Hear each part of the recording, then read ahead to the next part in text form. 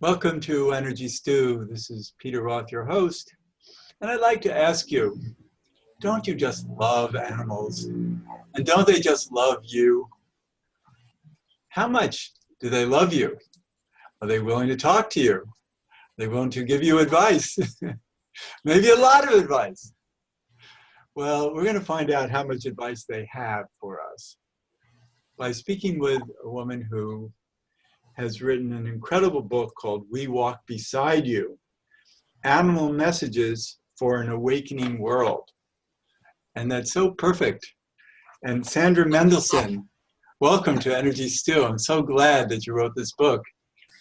Thank you. It's very, very good to be here. You got me smiling already, so. Well, I've so enjoyed this journey of what happened with you, to you, about you, and for the world, and how it all started, because not everybody hears from animals the way you do, and you didn't even know that you did until all of a sudden, wasn't it a horse that, put you on the spot? I'd say that in a very unglamorous way. Yes. About 5 years ago, and no, I did not hear animals as a child. I loved the movie Dr. Dolittle and wanted to ride in a giant pink snail, but that was about it.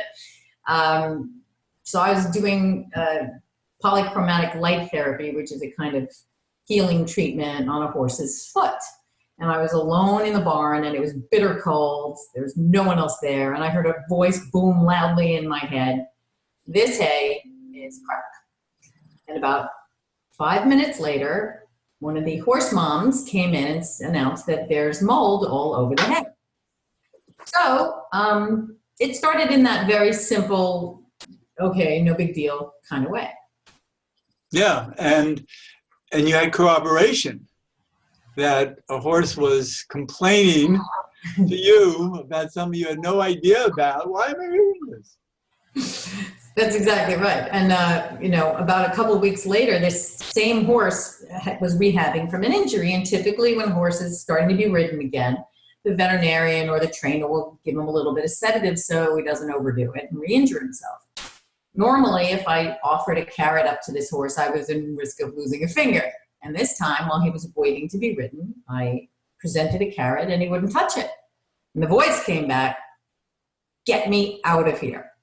About 5 seconds later, trainer comes around and overdoses him on sedative, and his head almost hits the floor. Wow. So, little things like that where you're going, okay, wait a minute, what's going on? I didn't make this up. And it proceeded from there. A few weeks after that is when my entire life changed. And I heard, if you will, things from a horse that I could not make up. That was so beyond my scope of understanding of what animals know and how they live and what they perceive, that it took me a full 3 years after that, solving problems by getting answers from animals, when the humans couldn't figure out what was wrong with them. And, before I could really believe what I had heard from the horses. I was a skeptic, like most humans. I needed 3 good years of, okay, fine, whittling me down. This is real. And how on earth could you know this stuff? Yeah. And it's so amazing how this hearing works, because it's not your thinking. It's words that come to you in your mind that you're listening to. Or so I thought. I had a squirrel set me right. He said, it's not your brain or your ears that are doing the listening. Right. You're up these messages another way through collective consciousness. But you're hearing it in your head. Right, my way. And there's about 8 different skill sets, you could say, that humans possess. And you don't know which ones you possess until you experiment with it. Right. And through these means, we can hear messages from animals, whether we feel it in our body or we see an image with our eyes closed, or in my case, you hear, or you just have that sense of instant knowing. These are all 6 sensory abilities that humans possess, but nowhere in our society are they ever cultivated or encouraged. Right, and you and I can talk, because I'm also a practicing intuitive and have even taught thousands of people over many years to at least become intuitive in some way, some form, and everybody's different in the way that we're intuitive. And I'd like to share with you one incident I had of hearing from an animal, because a couple called me who I never heard from before, and I didn't know who they were. And this woman said, can we come in? Can you work with dogs? And I said, I don't know. No one's ever asked me that before. She said, well, our dog broke his leg and we'd like to come see you. You're an intuitive healer.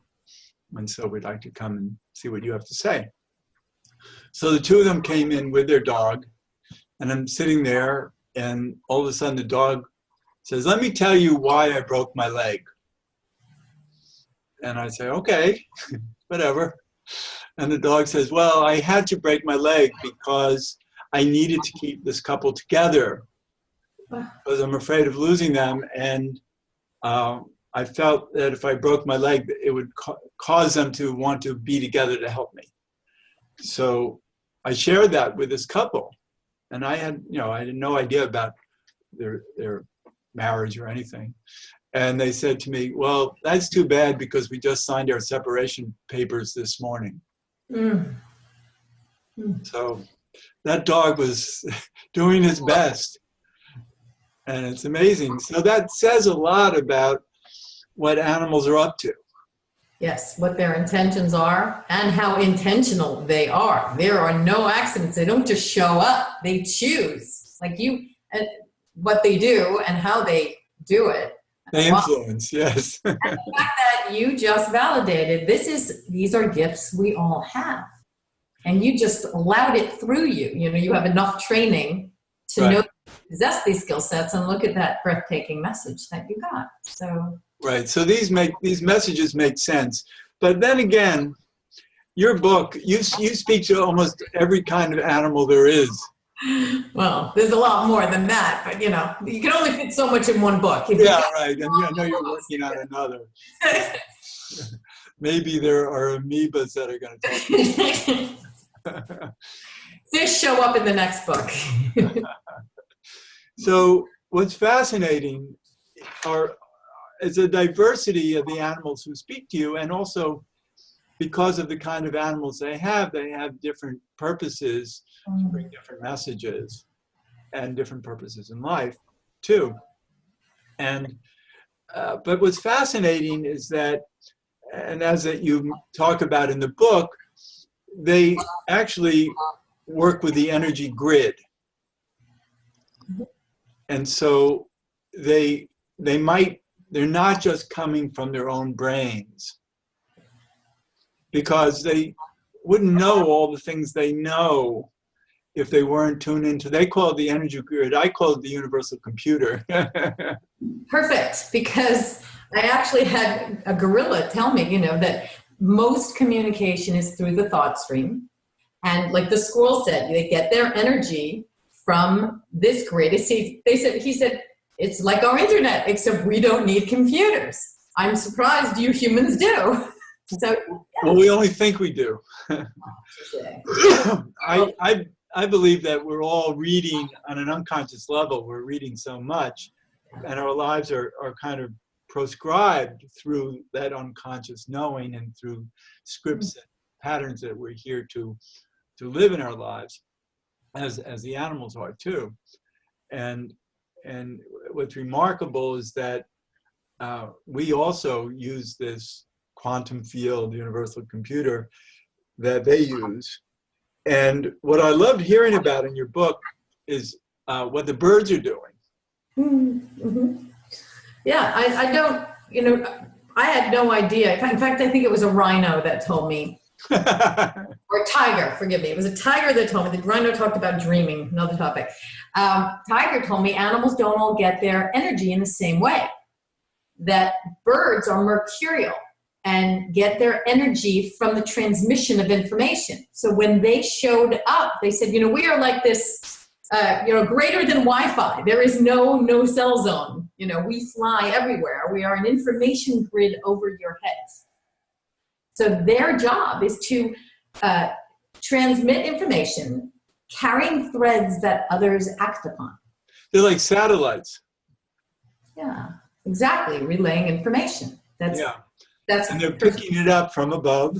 and yeah, And from yeah. I was thinking, because I've always said that animals have this extra sense. And so when that big tsunami was in the Pacific, they knew how to get out of the way because of their extra sense, whereas humans don't know how to use our extra sense as well. And yet, perhaps it was also that the birds were sending messages to those animals. Yes, that's exactly what the birds say. And in fact, I think the squirrels laid out the how do animals get their information. Bang, bang, bang, bang. Very clearly. The birds and the horse, the very first horse that blew my mind said, we hear the birds speak, the plants speak, everything speaks. Oh my gosh, it gives me chills. Goosebumps, because it's true. So yes, birds transmit information. They also intuitively feel. They read energy fields, which is why your dog knows when you're coming around the bend or you're coming home. Rupert Sheldrake did amazing work. Dogs know when their owners are coming home. No matter where they planted the hidden cameras, no matter when that owner came home, dog always knew. Just tap into your energy field. So they tap into energy fields. They get information from the birds. They tap into the grid where all experience goes. I mean, it's hard for you to get your arms around it as a human. Dogs see something on TV where they experience them in the grid. Everything goes in the grid. And for us too. And so we aren't as aware of it as the animals are. Exactly. And so we're learning from them. That's why, another reason why your book, We Walk Beside You, is so important, because it really helps us understand the greater nature of all of life and how we can be inspired by so much of it. And, and there's so much teaching in your book also. And you've been learning, you were taught some lessons by a rat, for instance, that you had discussed in Revulsion about. Yeah, which does not exist in the animal world. They said, and they described in detail, multiple species talk about the reason for fighting. Humans have been way off about that. Let's just move that to the side for a minute. But a grasshopper told me we do not experience revulsion when we encounter another in form or in energy. Revulsion is unique to the human world. It has been conditioned. Well, we have opinions about things in ways that animals, they take it more naturally.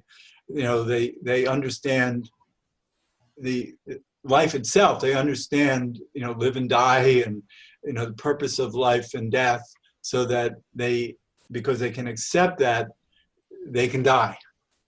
Mm-hmm. Well, and their experience of what death is very different than ours. I mean, when people ask me, why should we care about what animals have to say? Why will it help us? The very first thing that always comes to mind is imagine never looking in a mirror once.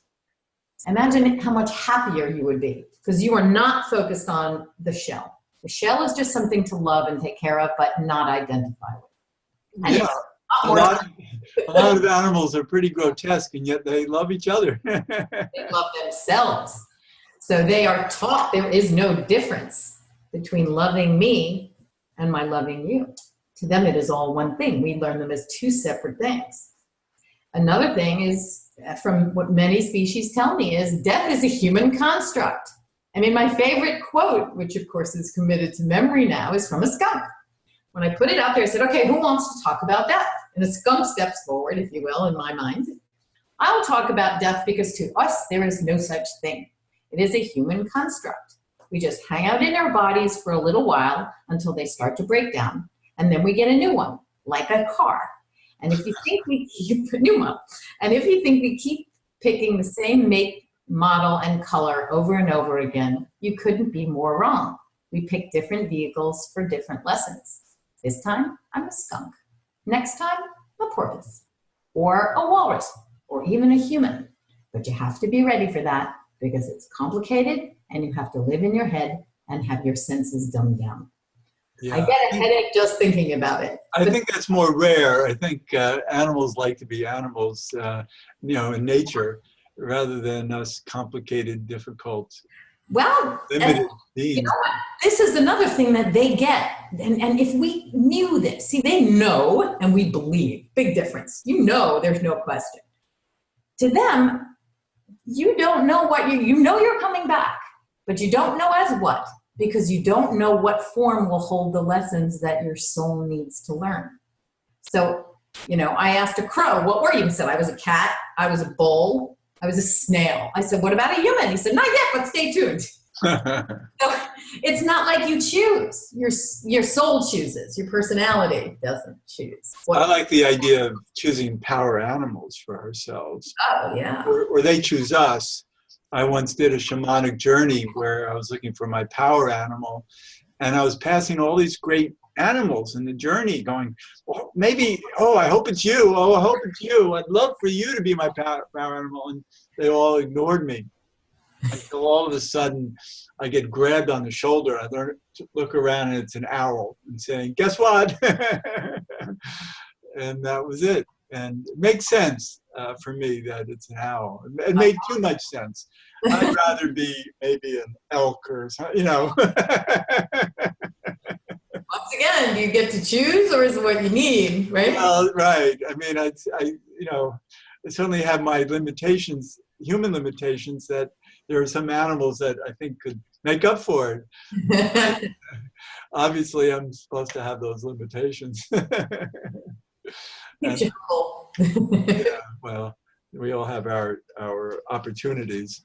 And so there's so many lessons in this. And I learned a lot about lions in here that was cool, because they were talking about how they fight, and why they fight, and why a lion who beats his opponent will kill the opponent's offspring.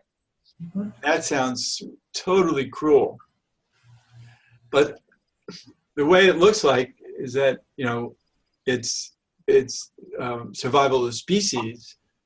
The strongest will survive better, and so, you know, the offspring of a weak lion might likely be weaker than the offspring of a strong lion. So, well, they described it as, you know, and again, there are differences across species. You know, the big cats are dead serious. You know, the lions and the tiger, they come across seriously. yeah. And to the lion, you know, to that species, power is something that is earned. And so they said you have to sever the bloodline, because the bloodline is linked to power. Well, that's the point. And the power keeps the species alive. Makes sense to me. I mean, I certainly can refine that conversation. And go, excuse me, I have a few more points I'd like to bring up and see if I get this. You know, humans always need the details, and the animals just, you know, get to the point. Right. And they don't. And what I like is that the lion also said they don't fight pride to pride. They fight lion to lion. I love that. No gang wars, they said. Yeah, right.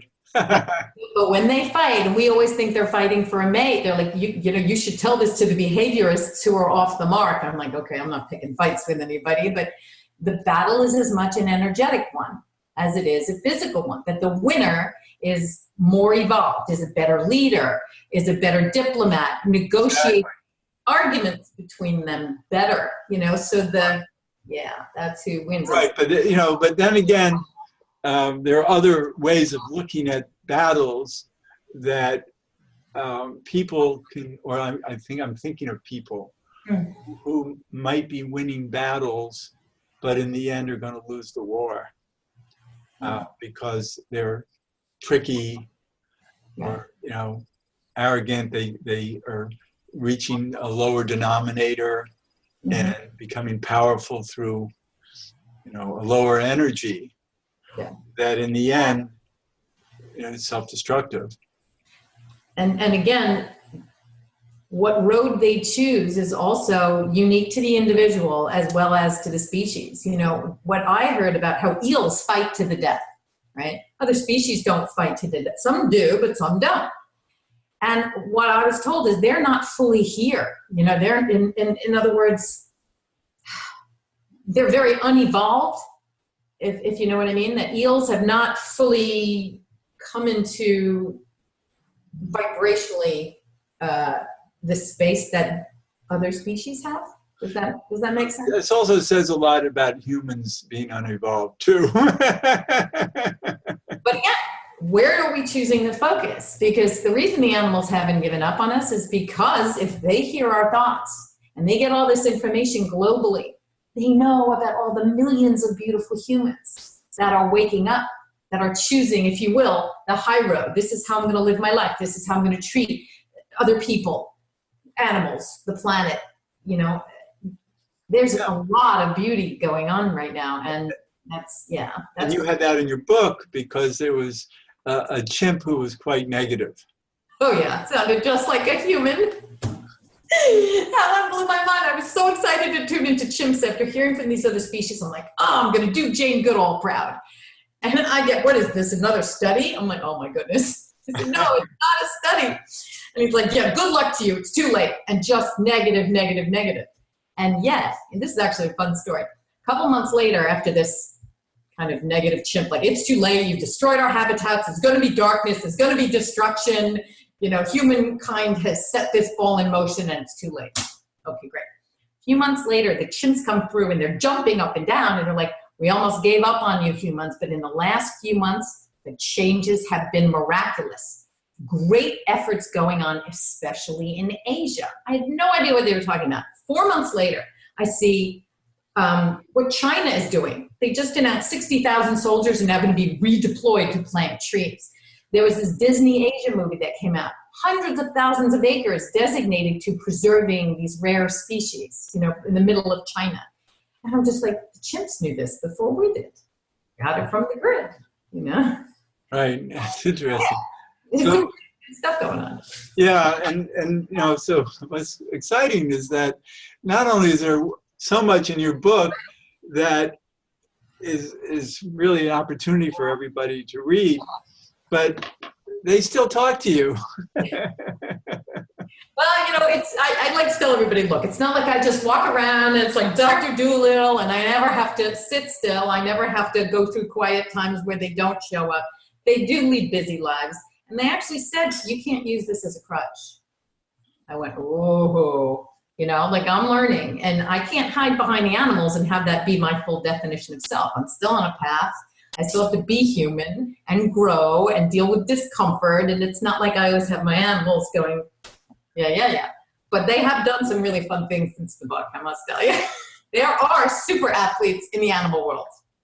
Yes. Oh. There are. Like the Olympics kind of, I mean, squirrels, Peter the Magnificent. I mean, just, not kidding. But you can call me Pete.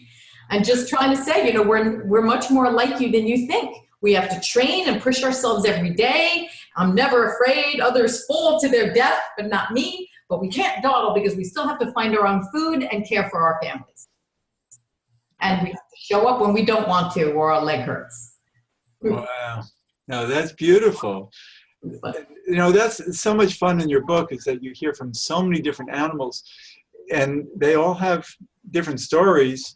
And, you know, and then I come back to the horses because certainly they're so wise. And to be with horses, just to be in horse country and to be around horses and allow them to befriend us, you know, and what they talk about in the book is to be still and be patient. You know, so people think, oh, you know, if I go to a horse, I need to befriend it. I need to, you know, make sure it likes me and all these things. And it's like, no, maybe if you just sit still, the horse will figure you out and decide whether it wants to like you or not. Exactly right. Just share reality with that other being. I mean, here's something to remember. You see beautiful horses and beautiful farms with these fences. They could jump that fence at any moment. They choose not to. Right. None of those fences keep the horses in. It's almost like comedic. All of them could jump a 6-foot fence, or not all of them, but most of them. They choose to partner with humans. I've had many horse owners tell me, oh, he's not in there right now. I don't, go look at him. He's just checked out. And the very first horse that blew my mind told me, we leave our bodies to connect with all that is, because our frequency gets lower when being in a body. You know, because they said they send love to humans all the time. And when I had this thought, well, where did they get the energy from? He said, we constantly leave our bodies to reconnect with all there is, all that is, the universe, God, whatever you want to call it. Wow. Yeah. So they really are ethereal animals. That's what the rhino told me when we were talking about dreaming. They said, but horses are ethereal and travel at night. They dream. This is so much fun. We're getting near the end of the show, and you know, we can go on, and hopefully we'll talk another time. That would be great. It's so much fun talking with you. And so how can people find your book and you and etc.? Sure. My main website where they can find the blog, they could get more info about the book, is simply Mendelson, mendelson.com. And that's kind of, you know, info central. Everything is there. Right. And you're also on Amazon and etc. Thank you. Yes, the book and the cards are both listed. The cards are listed right under the book on Amazon. So thank you for reminding me of that one. Okay, good. So this is so much fun, and you're from New York or Connecticut and around, you know, but you're living in Florida right now. Yeah, you know, doing work on horses' bodies, you know, in -7, eventually I got to the point, I said, I think I could do this an easier way. But again, you don't necessarily know if what you're doing at a moment is a stepping stone or a landing pad. And when I came down here, I guess, you know, it was supposed to happen, because then I had access to these horses that just changed everything for me. So it was a good move, but I'm still a New Yorker in my heart. Oh, that's nice. So, but you know, this is a wonderful journey that we should all maybe open to as much as possible, and maybe reading your book and getting a feel for this. Animals will know that. Oh, absolutely. And you know what, this is just the beginning. You know, the idea is to find ways to share this information, you know, sound bites, a YouTube channel, whatever it is, because it's almost sometimes like reading scripture. You know, you read a passage and you're like, whoa, you know, that can change the way I look at things. Right, and also change the way animals look at you. So this is so great. Sandra Mendelson, thank you so much for being on Energy Stew. I really love talking with you. Thank you. The feeling's mutual. And this is, thank you. And this is Peter Roth, your host of Energy Stew at prn.fm. I can be reached at peter@heartriver, HEART river.org, or 212-222-7748. I'd love to hear from you, and thanks so much for listening.